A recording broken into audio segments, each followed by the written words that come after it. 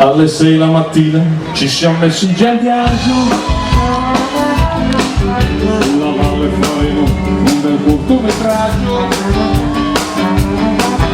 telecamera pronta, aspettate il gancino, e siccome le ciò l'amianto sul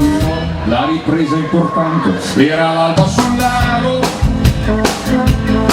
ma anche senza rullino, vieni grassi ne prego. Discutiamo a Gino, vuole avere ragione, e allora diciamo, salta giù dal frigo, ti lasciamo attigliare, ti lasciamo attigliare, e lo sei meritato, così mentre cammini ci potrai pensare, ti lasciamo attigliare, ti lasciamo attigliare, ti lasciamo attigliare,